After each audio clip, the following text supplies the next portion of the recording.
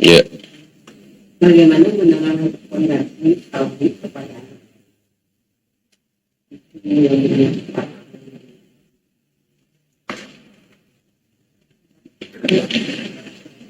Apa yang dia sudah bisa menalar ya,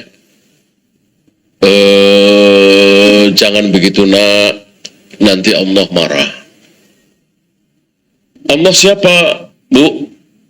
Allah itu Tuhan kita, pencipta kita, seluruh jagat raya alam semesta. Allah yang menciptakan. Makan kita, minum kita, nyawa kita, seluruh apa yang ada di diri kita, dari ujung rambut sampai ujung kaki, itu semua dari Dia, dari Allah. Saya kira anak TK kelas 1 SD bisa menerima ini.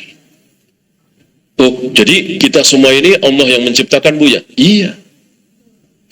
Terus kita kepada Allah harus apa? Ya harus taat. Emang Allah memerintahkan apa? Jawab.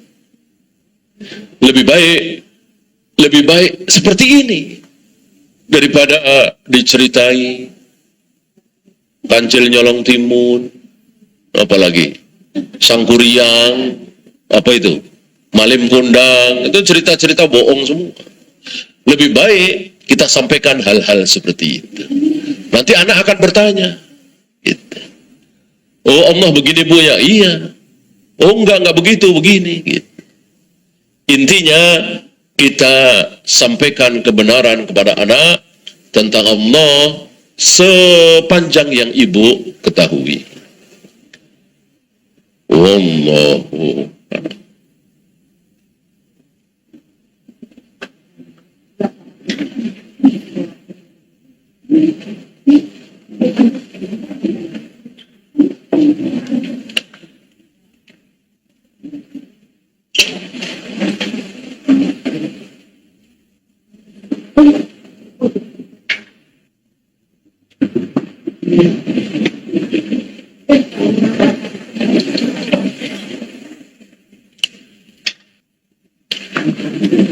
Allah bersemayam di atas arsy, sedangkan arsy jauh sekali dari bumi.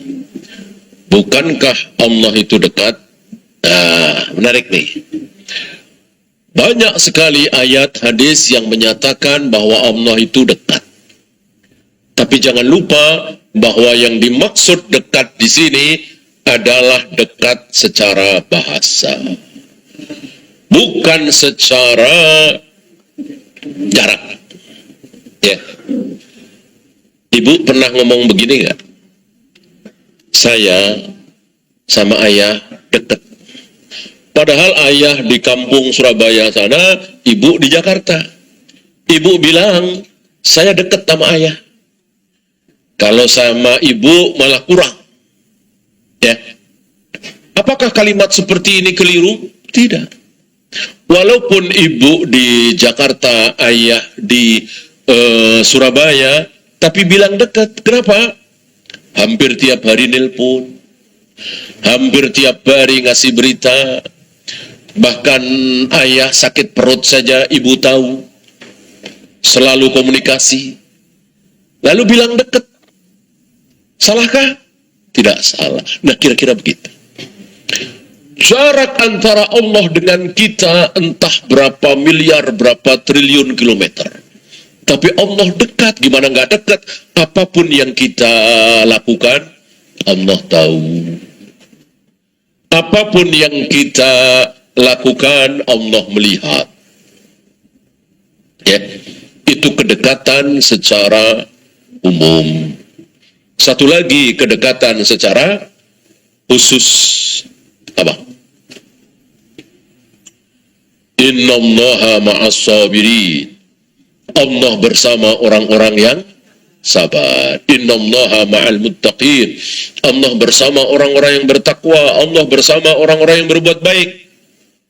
Berarti Allah tidak bersama dengan orang-orang yang tidak sabar.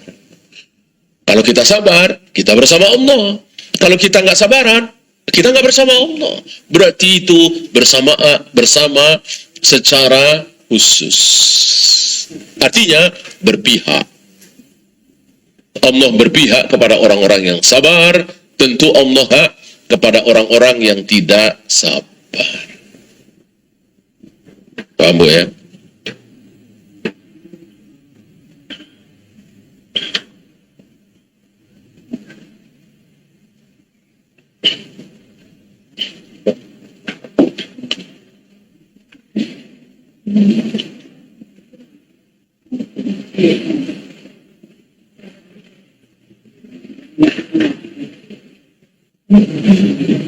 Bagaimana lelaki memandang perempuan dan perempuan memandang laki-laki? Boleh, asal ada hajat. Asal ada hajat. Sekarang begini, apakah Rasul dan para sahabat itu tahu ini istrinya Abu Bakar, ini istrinya Umar, ini istrinya Utsman, ini istrinya Ali, ini istrinya Zubair? Kira-kira pada tahu apa nggak tahu? Tahu. Kenapa tahu? Yang lihat wajahnya.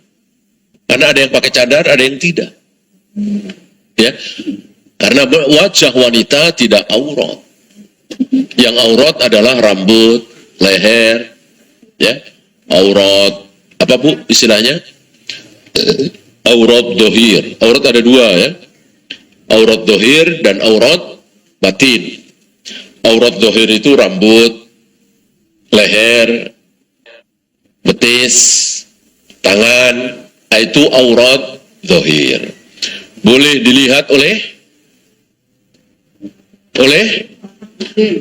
ayah, oleh abang, oleh adik laki-laki, oleh yang mahram lah ya, atau sesama wanita muslimah.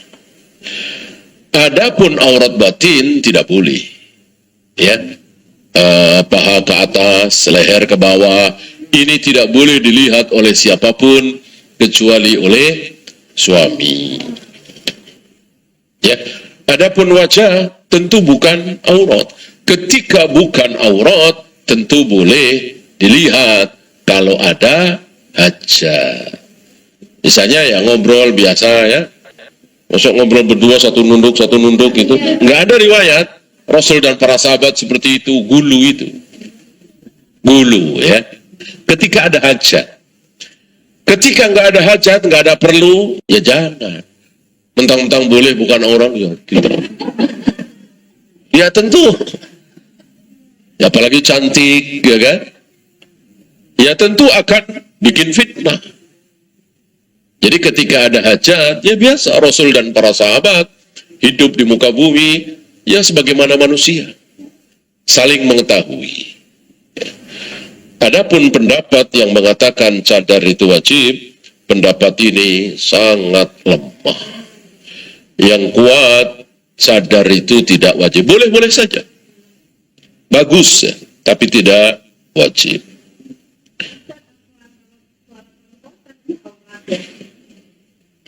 Kalau betul aurat, ibu ngomong saya nggak boleh dengar dong, ya kan?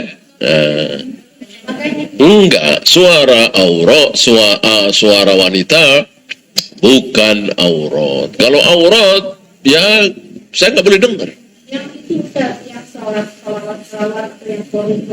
Ya itu jatuhnya kan bid'ah. Udah bid'ah, nggak pada tempatnya, ya kan?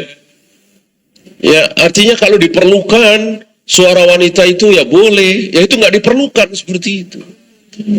Ya, ceramah segala macam kan laki-laki ya, emang udah nggak ada laki-laki ya, banyak hari itu wanita-wanita berilmu luar biasa tapi tidak ceramah, tidak ceramah di hadapan bapak-bapak ya. Wallahu a'lam. Ada lagi?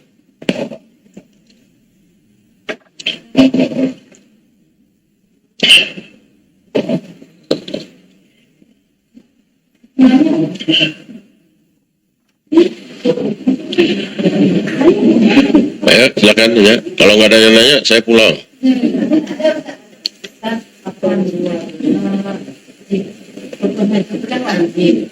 Ya. Orang kondisinya misalnya sudah sakit, dia sudah waktunya berangkat. Tapi dia dalam kondisi sakit, ada dari riwayat misalnya saudaranya berangkat waktu itu tapi tidak membeli gitu kan. meninggal di sana. Nah ini ada keutamaan. Mana yang lebih diutamakan? Dia trauma itu mungkin karena nggak tahu ya. Bagaimana keutamaan meninggal di sana, disolati oleh jutaan manusia. Seandainya dia tahu keutamaan itu, barangkali dia bukan trauma, tapi ngiri. Ngiri, kenapa saya tidak seperti dia ya meninggal di sana. Ya, ya seperti Ustadz Yazid kan kita tahu semua ya. Beliau berilmu, tahu persis keutamaan. Nah, beliau menghendaki meninggal di sana, tapi karena takdir ya. Siapa yang tahu betapa nikmatnya, lezatnya, keutamaannya meninggal di sana, tentu tidak akan trauma tadi. Ya, maka sampaikan ini kepada dia supaya dia mantap, bismillah berangkat. Meninggal di sana, alhamdulillah. Ya. Kalau toh meninggal di sana itu bukan karena bukan karena dia sakit segala macam, emang udah ajalnya. Ya bahkan antara ajal dengan tempat di mana dia mati oleh Allah sudah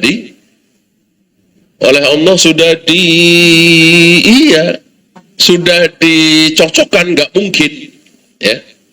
Misalnya Allah mengatakan si fulan ini akan meninggal di Mekah misalnya. Pas di Tokyo kecelakaan. Ya. Mobilnya masuk jurang. Akhirnya mati di Tokyo, ya nggak mungkin. Ketika Allah mentakdirkan bahwa si fulan akan meninggal di Mekah, pasti di Mekah. Nggak mungkin gagal. Oleh karena itu, hilangkanlah trauma itu, ketakutan itu. Bismillah, berangkat. Ya. Kalau pulang lagi, alhamdulillah. Kalau meninggal di sana, lebih alhamdulillah lagi.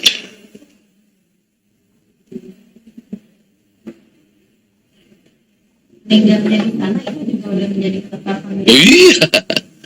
Ngapain takut, ngapain trauma?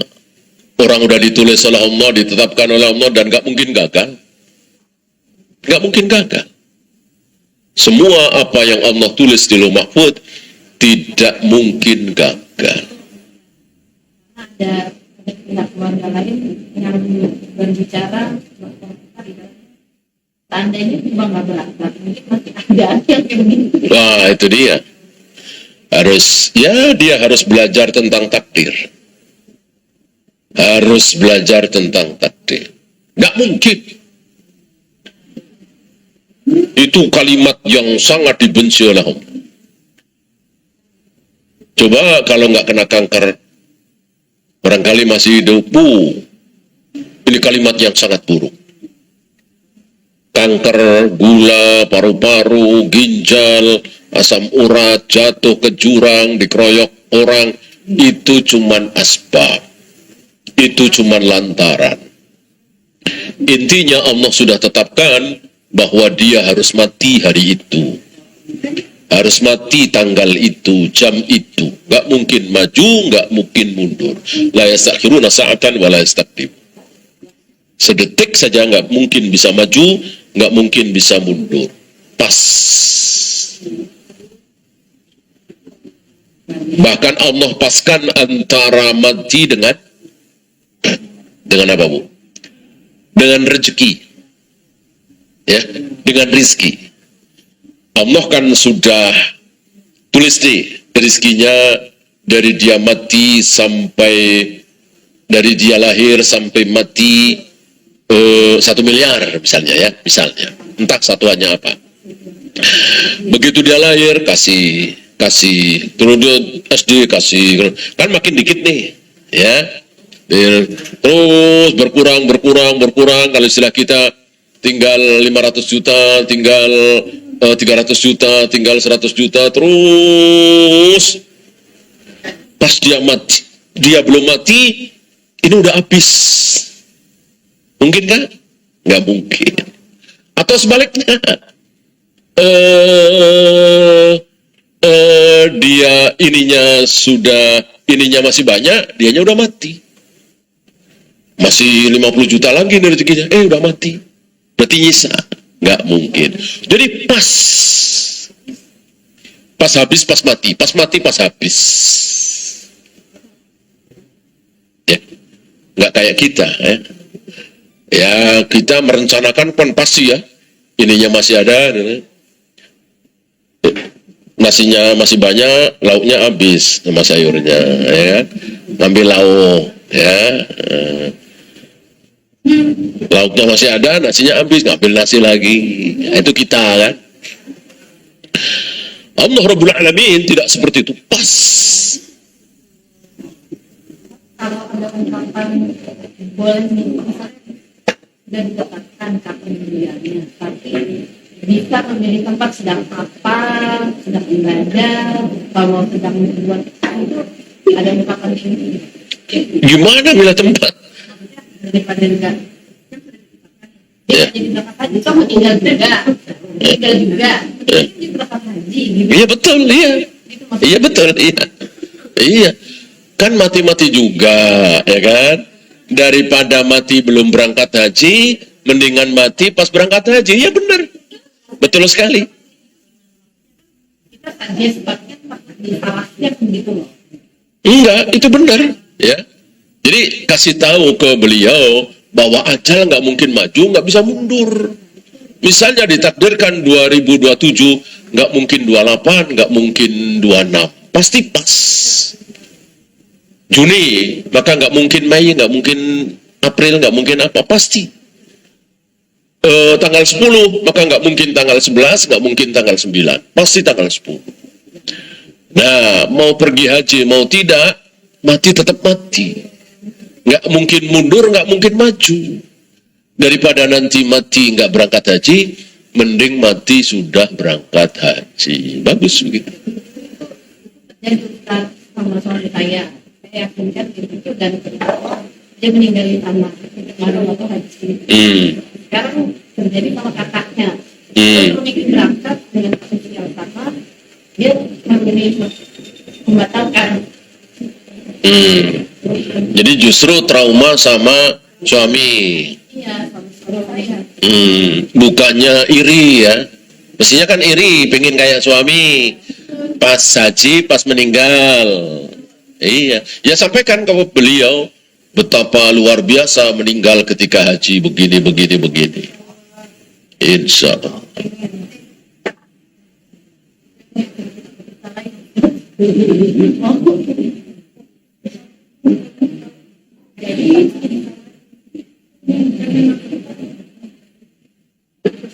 Ya. Minta pengen mati di sana. Iya betul, ini boleh ya. Ya, tentu lebih dari itu ya. Matikanlah aku ketika sedang tawaf, ketika sedang. Ya kalau di sana juga, tapi lagi jalan-jalan ke Taif, ya sama aja. Lagi naik kereta gantung misalnya ya kan. Maka yang jelas, matikanlah aku ketika sedang tawaf, ketika sedang sa'i, ketika sedang melempar jumroh. Iya. Boleh.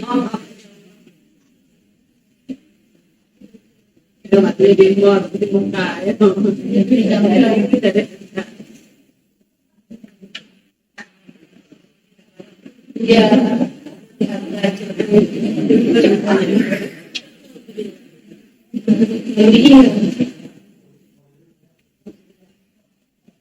Ada lagi?